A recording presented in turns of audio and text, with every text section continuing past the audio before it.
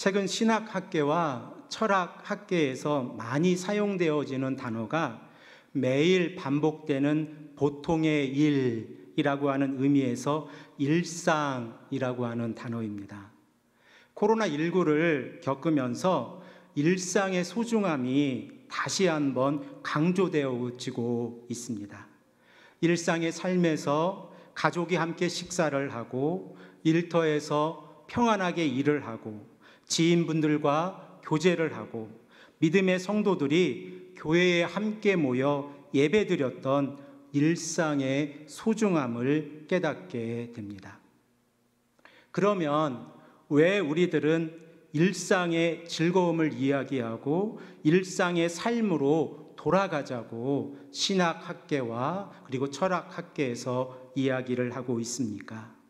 그 이유는 지금 어려움을 겪고 있기 때문입니다. 일상의 삶에서 주어졌던 모든 일들을 당연하게 생각하고 있었는데 그 모든 일들이 아주 중요하다는 사실을 다시 한번 깨달았기 때문입니다. 우리들의 신앙의 문제도 동일하지 않습니까? 우리가 믿음 안에서 자라고 신앙생활하면서 늘 일상으로 누렸던 축복들이 있는데 그 축복이 얼마나 소중한 축복인가를 다시 한번 생각해 보기를 소망합니다. 우리가 하나님 앞에서 죄인이었는데 예수 그리스도의 십자가의 보혈을 인하여 죄 씻음을 받았고 의롭게 되어졌다고 하는 사실을 우리 기독교인들이 일상의 삶에서 얼마나 많이 깨닫고 있습니까? 만일 일상의 삶에서 예수 그리스도의 십자가의 보혈이 많이 깨달아지고 있지 않다고 하면 이 시간 말씀을 통해서 일상에서 예수님의 십자가의 보혈이 어떻게 깨달아지는지, 왜 우리는 나는 그리스도의 사람입니다 라고 말할 수 있는지 오늘 본문을 통해서 함께 생각을 해보고자 합니다. 그러므로 우리가 로마서를 읽으면서 일상의 복으로 다가왔던 구원의 복이 얼마나 소중한 복인가를 깨닫고 우리들의 신앙을 고백할 수 있다고 하면 이것은 무엇과도 바꿀 수 없는 보물을 발견하게 될 것입니다. 오늘 말씀의 시간에 이러한 복을 깨닫고 그리고 말씀을 통해서 우리의 영혼이 새롭게 되기를 소망합니다. 오늘은 지난 시간에 이어서 로마서 8장 두 번째 시간입니다. 로마서 8장은 로마서 전체의 결론입니다. 특별히 로마서 8장 2절 말씀은 로마서 8장 전체를 지배하는 핵심적인 성경 구절인데 우리가 말씀을 다시 한번 읽고 정리해 보겠습니다. 이는 그리스도 예수 안에 있는 생명의 성령의 법이 죄와 사망의 법에서 너를 해방하였음이니라. 로마서의 중심 주제는 복음인데 사도 바울은 복음은 예수 그리스도라고 로마서 1장 2절에서 4절에 말씀하고 있습니다. 또한 복음은 모든 믿는 자에게 구원을 주시는 하나님의 능력입니다. 그러므로 복음에는 하나님의 의가 나타나서 믿음으로 믿음에 이르게 한다고 로마서 1장 16절에서 17절에 말씀합니다. 이 복음을 믿고 하나님과 예수님, 성령의 이름으로 세례를 받는 것은 우리 그리스도인들에게 중요한 변화를 가져오는데 세례는 예수 그리스도의 십자가 사건과 부활의 사건과 연합하는 것이라고 로마서 6장 5절에 말씀하고 있습니다. 우리 다 함께 말씀을 읽고 확인하겠습니다. 만일 우리가 그의 죽으심과 같은 모양으로 연합한 자가 되었으면 또한 그의 부활과 같은 모양으로 연합한 자도 되리라. 아멘. 이 두 가지 연합의 원리는 우리들의 신분의 변화를 가져오는데 로마서 4장 25절 말씀을 근거해 보면 예수는 우리가 범죄한 것 때문에 내줌이 되고 또한 우리를 의롭다 하시기 위하여 살아나셨느니라 라고 말씀합니다.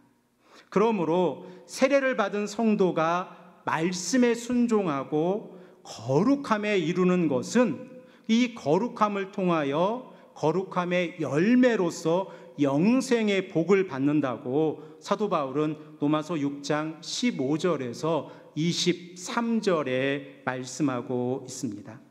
이러한 복을 받고 있기에 사도 바울은 로마서 8장 2절에서 이렇게 우리에게 말씀하고 있는 겁니다. 이는 그리스도 예수 안에 있는 생명의 성령의 법이 죄와 사망의 법에서 너를 해방하였음이니라 라고 선언하고 있습니다. 그리고 사도 바울은 육신과 영을 대조하여 설명하고 있는데 로마서 8장 4절 말씀을 보면 성령을 따라 사는 우리가 율법의 요구를 이루었다고 말씀합니다. 이러한 측면에서 보면 사도 바울이 세례를 받은 성도들에게 두 가지 금지 명령으로서 로마서 6장 12절에서 13절에 우리에게 강조하고 있는 말씀의 의미가 무엇인가를 우리는 다시 한번 깨달아 알 수 있습니다. 사도 바울이 강조하고 있는 로마서 6장 12절 말씀을 보면 죄가 너희 죽을 몸을 지배하지 못하게 하라 라고 말씀하고 있고, 그리고 13절 말씀을 보면 너희 지체를 불의의 무기 곧 도구로 죄에게 내주지 말라라고 강조하고 있습니다. 이것은 성령을 따라 살아가는 우리들이 이 땅에서 하나님의 말씀에 순종하고 있다면, 그리고 거룩함의 열매로서 영생을 바라보고 있다면 이 두 가지 원칙이 우리들의 삶의 원칙이 되어줘야 합니다. 또한 오늘 본문 말씀을 통하여 사도 바울은 육신의 일과 영의 일을 대조하고 있음을 알 수 있습니다. 먼저 우리가 5절 말씀을 읽고 생각해 보겠습니다.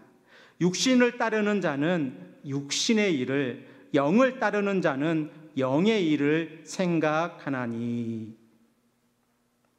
여기에서 사도 바울이 생각하다라고 하는 헬라어 동사 프로네오라고 하는 이 동사를 사용하고 있는데, 본문의 문맥에서 이 단어의 의미를 살펴보면 멋멋의 입장에 서다라는 의미를 가지고 있습니다.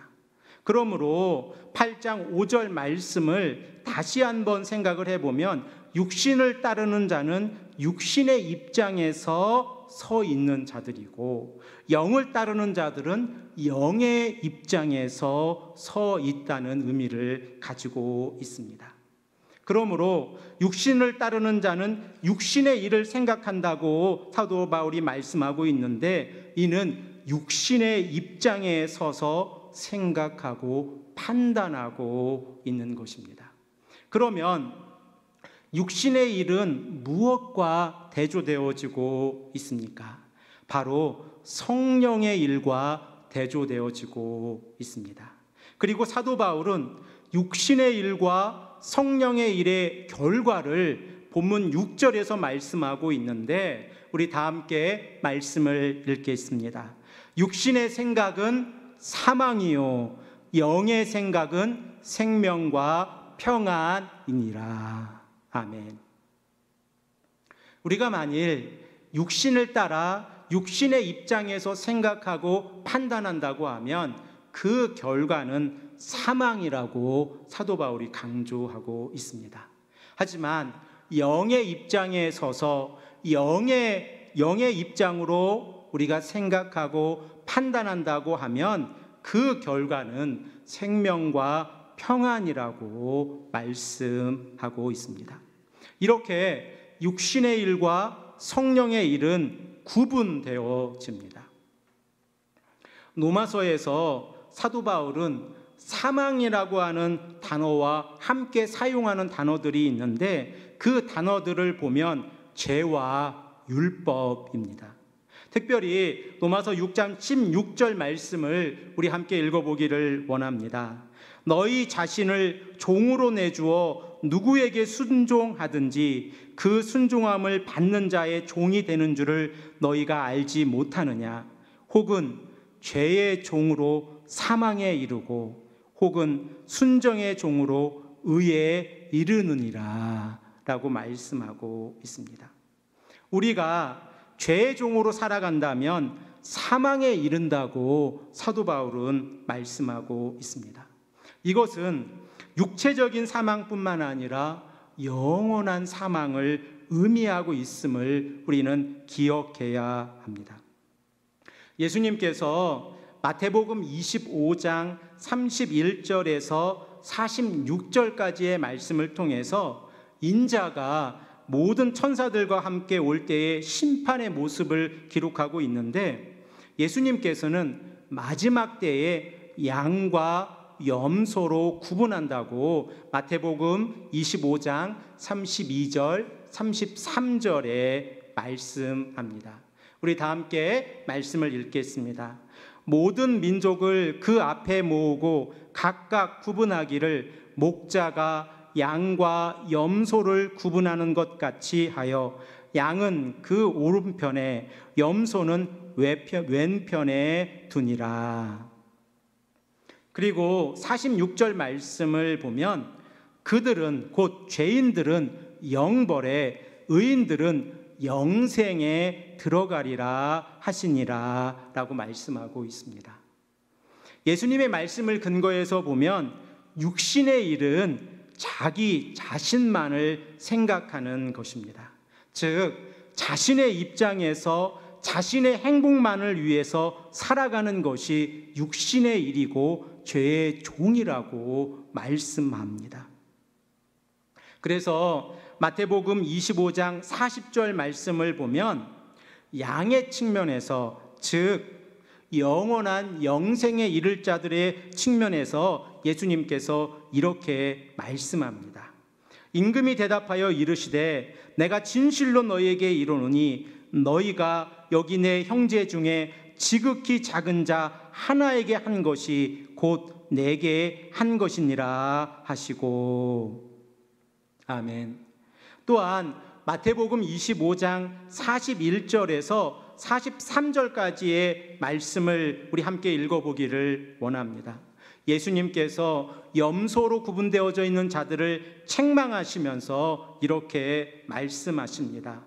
또 왼편에 있는 자들에게 이르시되 저주를 받을 자들아 나를 떠나 마귀와 그 사자들을 위하여 예비된 영원한 불에 들어가라. 내가 줄일 때에 너희가 먹을 것을 주지 아니하였고 목마를 때에 마시게 하지 아니하였고 나그네 되었을 때에 영접하지 아니하였고 헐벗었을 때에 옷 입히지 아니하였고 병들었을 때에 옥에 갇혀 있을 때에 돌보지 아니하였느니라 하시니 라고 말씀하고 있습니다. 이렇게 염소의 측면에서 보면 자기 중심적인 삶을 살아가고 있음을 볼 수 있습니다.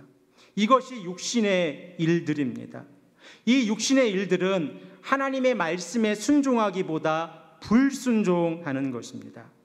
이것은 예수님께서 마태복음 22장 37절에서 39절에 율법을 크게 두 가지로 요약하여 말씀하신 하나님 사랑과 이웃 사랑에도 위반되는 행동입니다.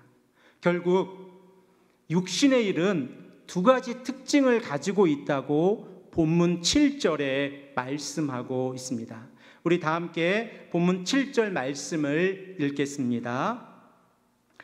육신의 생각은 하나님과 원수가 되나니 이는 하나님의 법에 굴복하지 아니할 뿐만 아니라 할 수도 없느니라 라고 말씀하고 있습니다. 우리가 육신의 생각을 가지고 살아간다고 하면 우리에게 두 가지 특징들이 나타날 것인데, 그 첫 번째는 하나님을 향하여 원수가 되게 한다고는 것입니다. 이것은 하나님의 말씀에 적대감을 가지고 있는 상태를 의미합니다. 하나님의 말씀은 이 땅을 살아가는 성도들에게 귀한 보배와 같은 말씀들입니다. 이 말씀들을 지키고 그 말씀에 순종하며, 또한 그 말씀에 순종을 함으로 인하여 거룩함에 이르고 거룩함의 열매로서 영생에 이른다라고 사도 바울은 우리에게 가르치고 있는데, 만일 우리가 하나님을 향하여 원수가 되게 한다고 한다면 이것은 하나님의 말씀에 불순종하는 것이므로 우리의 삶은 거룩함으로부터 멀어질 것이고, 또한 우리의 삶은 영원한 생명으로부터 멀어질 것이라는 것이 사도 바울의 가르침입니다. 그러므로 만일 우리가 하나님의 말씀을 향하여 원수가 되어져 있는 부분들이 있다고 하면 우리는 늘 회개하고 하나님의 말씀에 가까이 가도록 노력해야 합니다. 우리가 의도하든 의도하지 않든지 간에 육체적인 측면에서 육신의 일에 매여 있다는 것은 하나님의 말씀에 불순종하는 삶이라는 것을 꼭 기억해야 합니다. 특별히 코로나19를 겪으면서 우리 기독교인들이 가장 먼저 해야 할 것은 무엇입니까? 그것은 우리 중심적으로 살았던 삶들을 하나님 앞에서 회개하고 가난하고 헐벗고 어려운 이웃들을 돌보는 것입니다.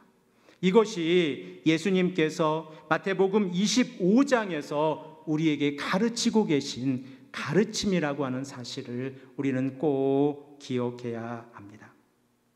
두 번째로, 육신에 매여 있다는 것은 하나님의 법을 굴복하지 않고 굴복할 수도 없다고 사도 바울은 말씀합니다. 여기에서 굴복하다는 의미는 순종하다는 의미인데, 굴복하지도 않는다고 사도 바울은 강조하고 있습니다.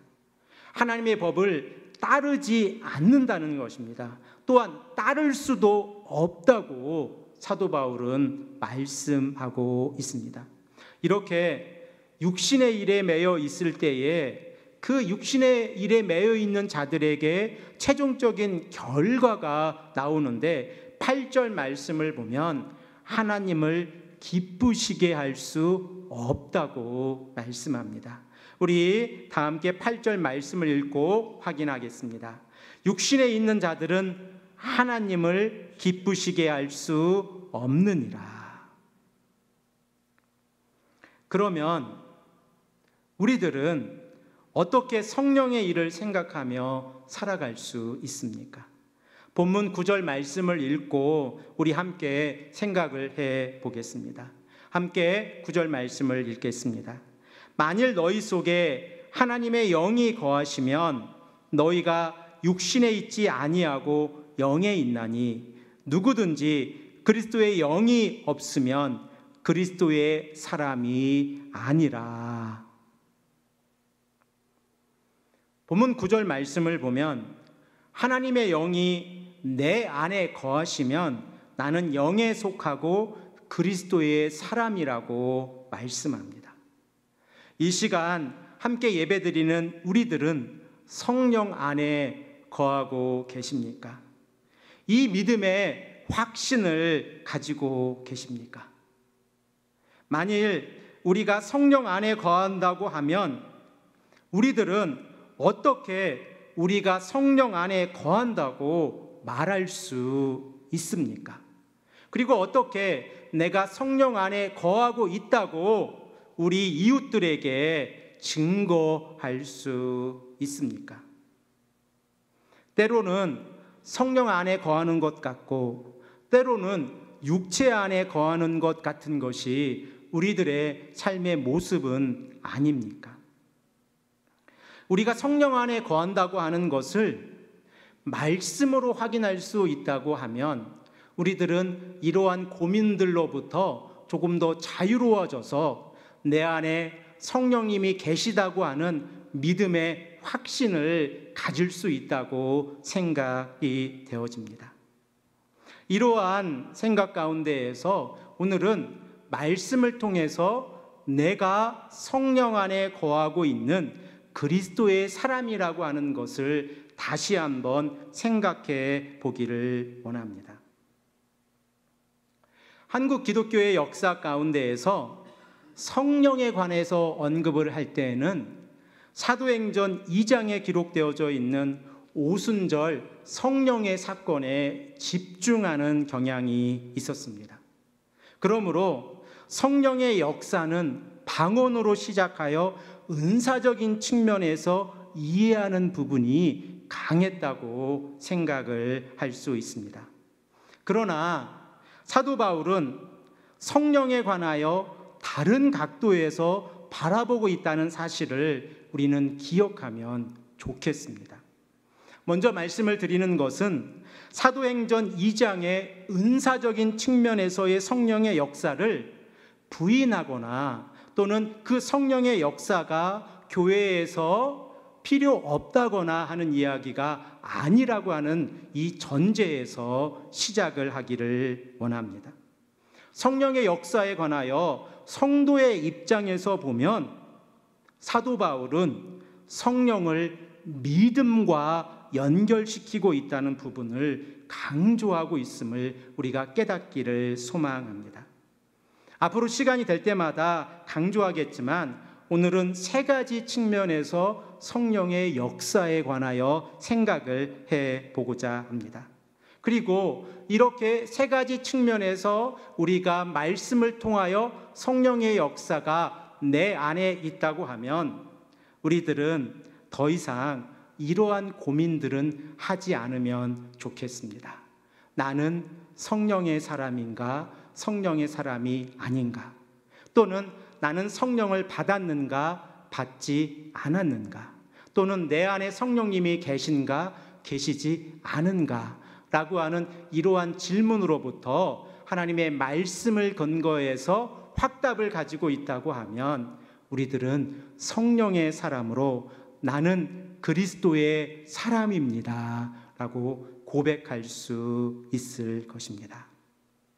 첫 번째로 생각을 해보고자 하는 것은 바울은 우리가 그리스도인이 될 때에 우리는 이미 종말론적인 성령을 받았다고 강조하고 있다는 사실을 깨닫기를 원합니다.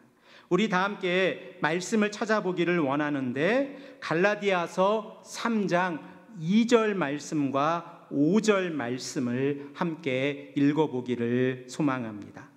갈라디아서 3장 2절과 5절 말씀을 함께 읽겠습니다. 우리 다 함께 읽겠습니다. 내가 너희에게 다만 이것을 알려 하노니 너희가 성령을 받은 것이 율법의 행위로냐 혹은 듣고 믿음으로냐. 그리고 5절 말씀을 읽겠습니다.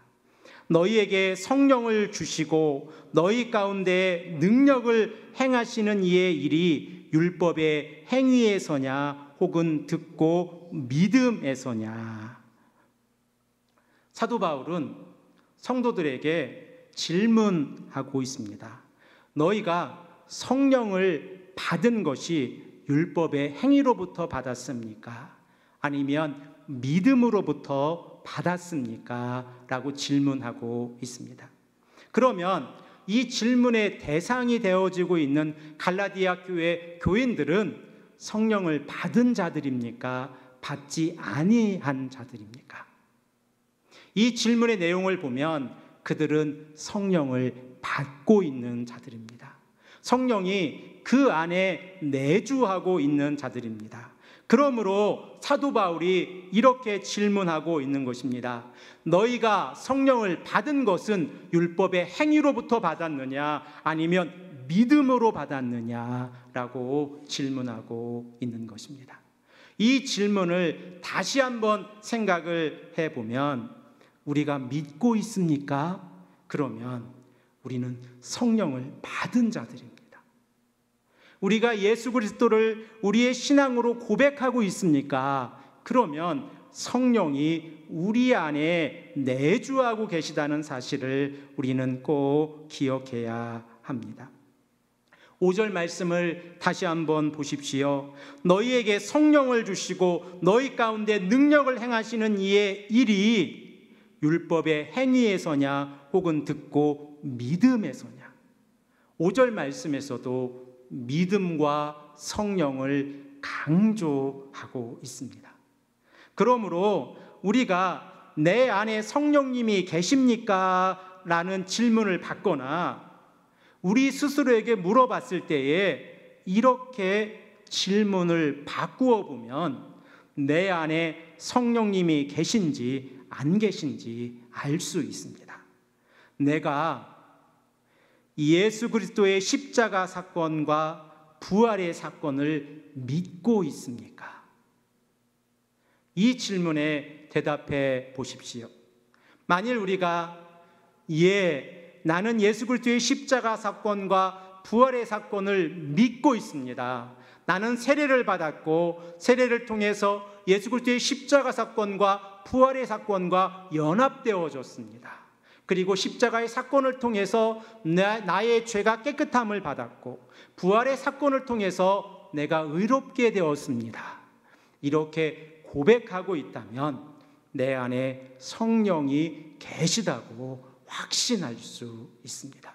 그리고 이 성령은 한번 우리 안에 계신 성령은 다시 떠나가지 아니한다고 사도 바울은 자신의 복음서에서 그리고 사도 바울의 이 기록들을 통해서 강조하고 있음을 우리는 기억해야 합니다.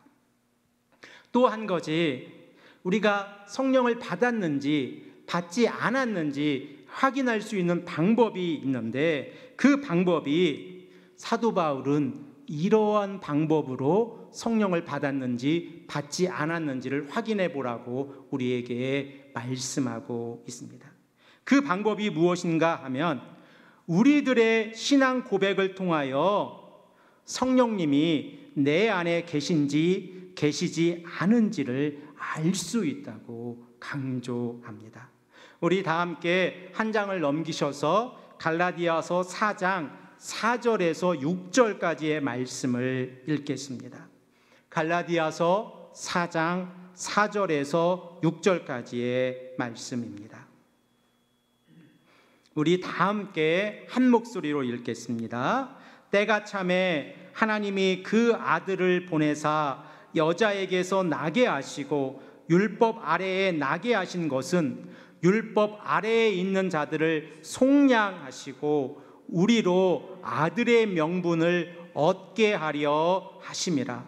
너희가 아들이므로 하나님이 그 아들의 영을 우리 마음 가운데 보내사 아빠 아버지라 부르게 하셨느니라. 아멘. 우리들은 예수님께서 우리들의 죄를 속량하셔서 우리가 하나님의 자녀가 되었다고 하는 사실을 믿고 있습니다. 그러므로 우리들은 하나님의 자녀가 되었다고 갈라디아서 4장 6절에 말씀하고 있습니다.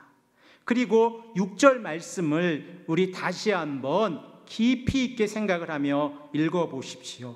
너희가 아들이므로 하나님이 그 아들의 영을 우리 마음 가운데 보내사 아빠 아버지라 부르게 하셨느니라.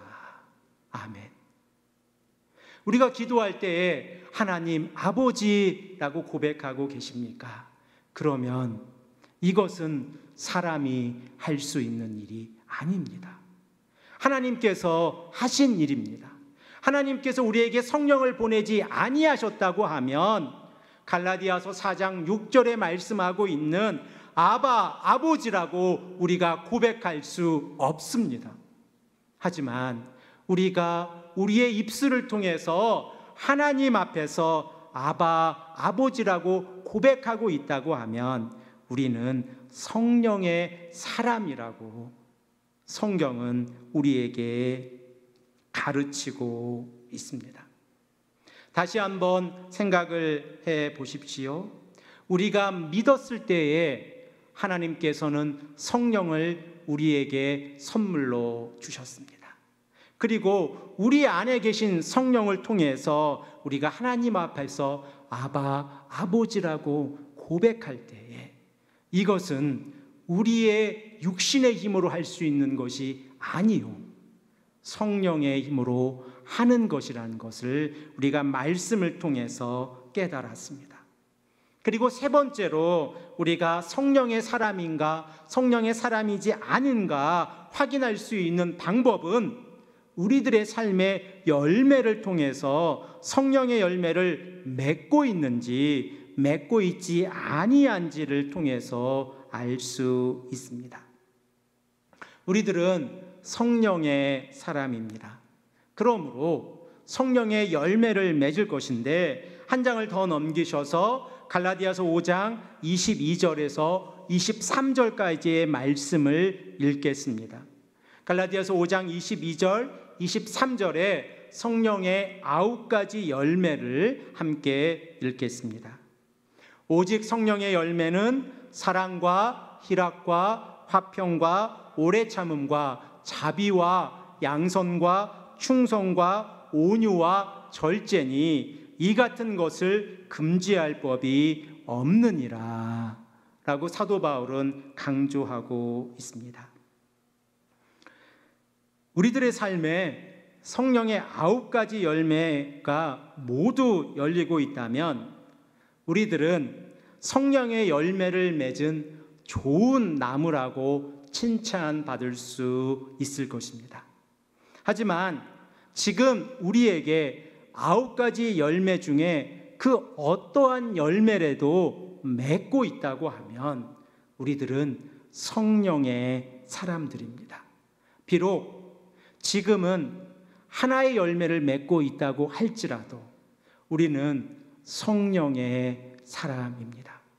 내 이웃을 사랑하고 있고 하나님을 사랑하고 있으며 우리 안에 말할 수 없는 기쁨과 화평이 있고 그리고 우리 안에 오래 참음과 자비와 양선과 말씀에 충성하는 것과 온유와 절제가 있다고 하면 우리는 성령의 사람입니다.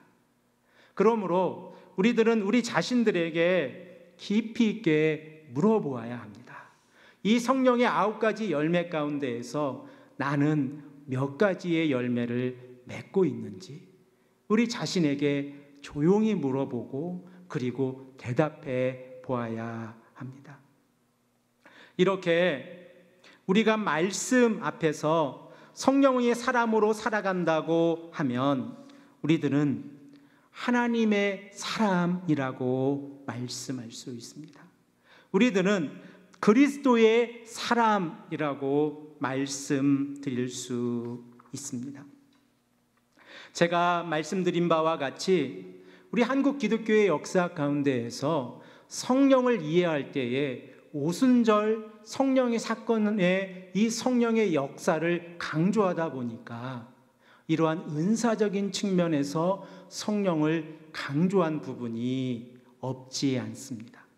하지만 사도 바울은 성도들에게 은사적인 측면에서 성령을 강조하고 있기보다 믿음과 관련해서 성령을 강조하고 삶의 열매의 측면에서 성령을 강조하고 있음을 우리는 갈라디아서의 말씀을 통해서 깨달아 알 수 있습니다. 그러므로 우리가 우리의 신앙을 통해서 믿음이 있습니까? 그리고 우리가 기도할 때마다 하나님을 우리의 아바, 아버지라 고백하고 있습니까? 그리고 성령의 9가지 열매가 모두 열리면 좋겠지만 그중 하나라도 성령의 열매를 맺고 계십니까? 그러면 더 이상 이러한 고민 가운데에서 우리 자신에게 묻지 마십시오. 나는 성령의 사람인가? 또는 내 안에 성령은 늘 내주하고 계신가? 아니면 나를 떠나셨는가? 이렇게 우리 자신에게 묻고, 그리고 또 이렇게 물음으로 인해서 나는 연약한 존재라고 말하지 마시기 바랍니다. 왜냐하면 우리가 믿었을 때에 성령을 우리에게 선물로 주셨고, 우리가 기도할 때마다 성령은 우리와 함께 하고 계시기 때문입니다. 이렇게 기도하고 우리가 성령의 열매를 맺고 하나님의 사람으로 살아갈 때에 우리는 이 땅을 변화시킬 수 있고, 그리고 우리는 이 땅을 살아가며 성령의 사람이라고 증언할 수 있습니다. 이 말씀을 듣고 계신 밀턴 교회 성도 여러분, 그리고 이 말씀을 통하여 우리의 삶이 변화되기를 원하는 성도 여러분, 우리가 성령의 사람입니다. 이 성령의 사람이라는 이 단어를 사도 바울은 로마서 8장 9절에 그리스도의 사람이라고 명하고 있습니다. 내가 그리스도의 사람이라고 하는 사실을 깨달았을 때에 내 안에 기쁨이 있지 않겠습니까? 그 기쁨으로 성령의 열매를 맺고, 그 기쁨으로 성령이 충만하여 하나님의 사람으로, 믿음의 사람으로, 성령의 사람으로 거듭나서 살아가는 믿음의 식구들이 되기를 소망합니다. 함께 기도하겠습니다. 아버지 하나님,